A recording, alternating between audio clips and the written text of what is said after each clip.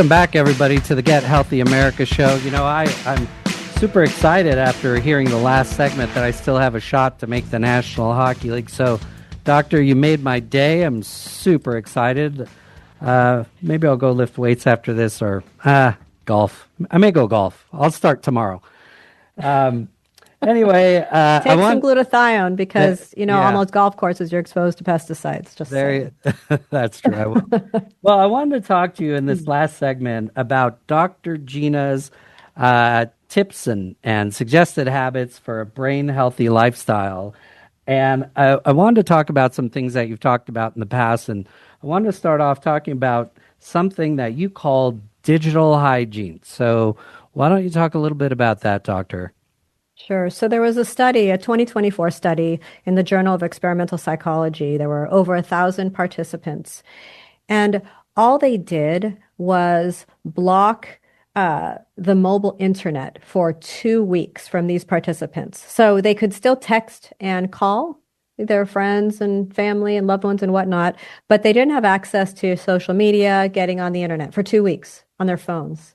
And the results were astounding. So again, here's something where it doesn't cost anything. You just block mobile internet from your phone for 2 weeks. There was better sustained attention, reduced anxiety and depression, increased well-being and social connection. And these were all statistically significant findings. Again, with over 1,000 participants, this was published data. And so what the researchers were speculating was because they didn't have access to social media, they found other things to do, like, I don't know, call their friend and say hello, make that social connection, go outside in nature. They were more active. It's so easy, just sit on the couch and look at your phone, right? And scroll through Instagram, Steve, and Facebook and things like that, right? And so just by blocking it, and it had to be where it was blocked because we're human beings. We're not perfect. It's just too easy. Those smartphones are too easy to use. Yeah. I would even say, take the smartphone and put it out of sight. So, and there was some new study that came out about that as well. Take it out of your line of sight. So go plug it in, in the kitchen or somewhere outside of where you are. So it's not right there. Like, why torture yourself? Put the phone away. But in a 2-week time frame, it reduced anxiety and depression. Yeah, that's significant. It was like as significant as taking something like Prozac. So why not do that? And again, it's easy for me to say, but to do it is not easy in our society, right? It's like smartphones are in your face at all times. I think I was having a hard time hearing what you said because of all the screams of teenagers hearing you that they had to get rid of their smartphones. Their screams. But look, I take a break. Yeah, it's like take a hygiene, just an internet digital hygiene, break. I think you bring up a good point. I think you're going to see more and more of that over the next number of years of the impact of all this internet, social media on people's mental health. And yeah, I think you talked about it.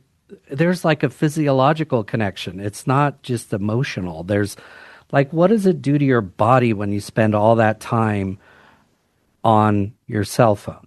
Well, you get that false dopamine surge, right? So it's boosting feel-good brain chemicals better than pretty much anything else. So it works. It gives you that high, but at what cost?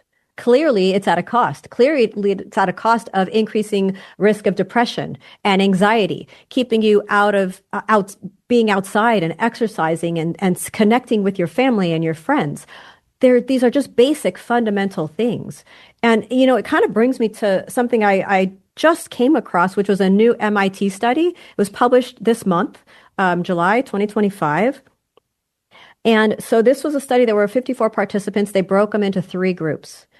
And the first group, they had them use ChatGPT to write a paper. Just full ChatGPT, like a lot of college students are doing these days, right? So they used that tool. The second group, they said, don't use ChatGPT, but you can go online, to do your research. And then the third group, they're like, go old school. go to the library. You can go all online to download a research study and then read that research study and then come up to with your own conclusions and write that paper yourself. And they measured brain activity in these people. And the ones that used ChatGPT had the greatest reduction of brain activity.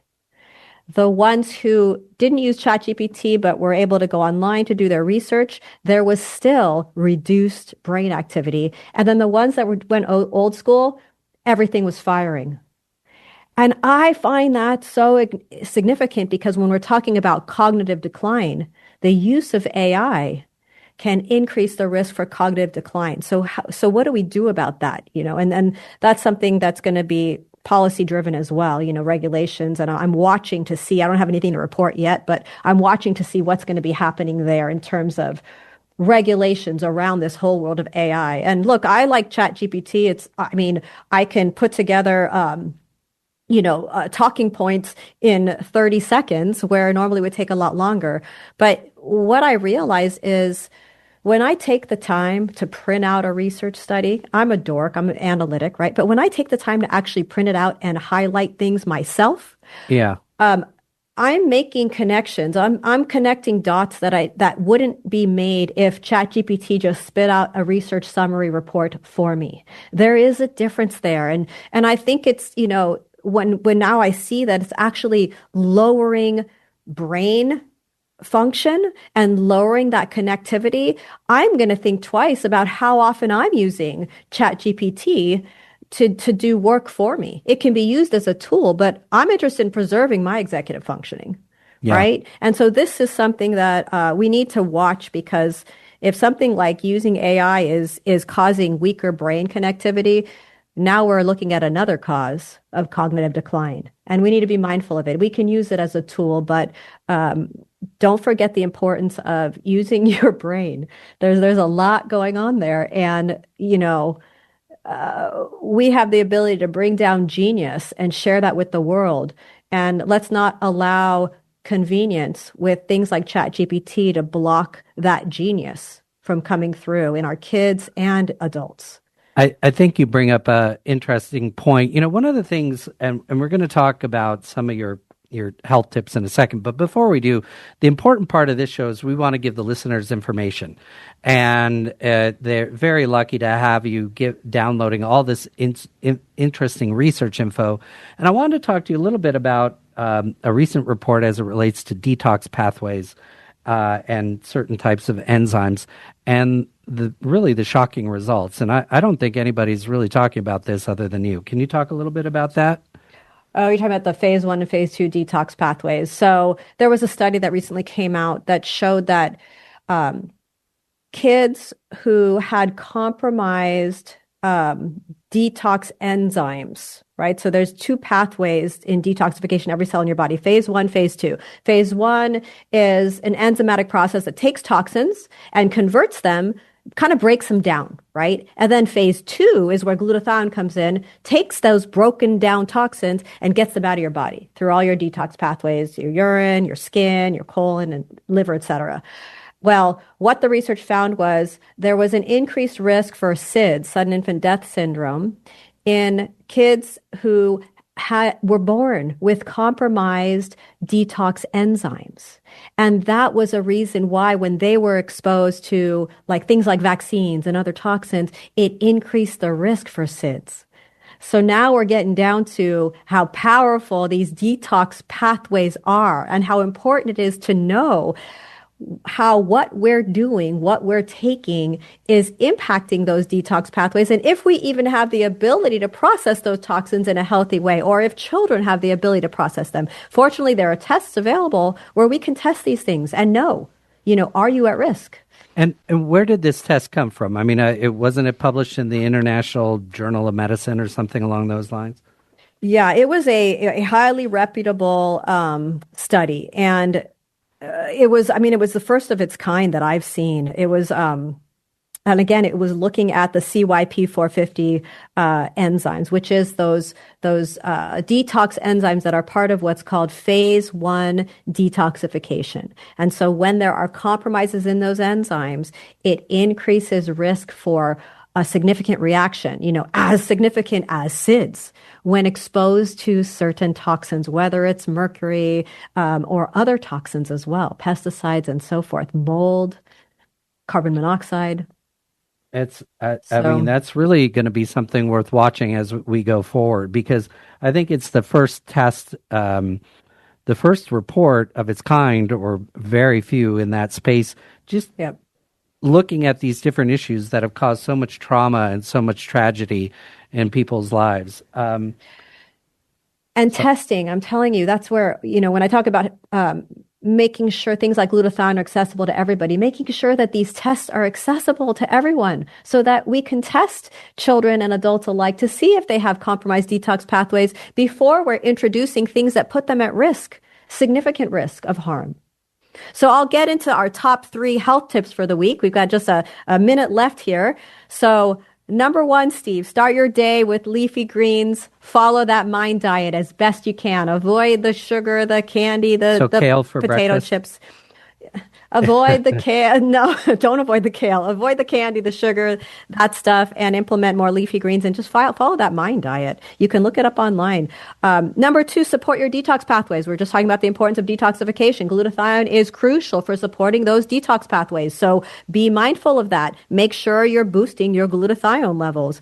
Super important for brain clarity and just brain defense. And then finally, take a digital hygiene break. Take a digital hygiene break. And can I add a 4th one? You can. Oh, thank you. Start looking at things and ask your doctor about microdosing with GLP-1s if you really are concerned. If you have a genetic predisposition to Alzheimer's, if you're concerned about cognitive decline, talk to your doctor about what that would look like and if they're familiar with it, and just look out for the research and information on taking GLP-1s at a very low dose to protect your brain, because it works with glutathione to keep your brain functioning at peak performance. So thanks for all the helpful insights today, Doctor. If maybe you can take us out with the show with your final comments. Well, I just want to thank you all for listening today. I'm all about education, education, education, and you have the power to take control of your health. You always have. And so thank you for joining us. Get healthy, America.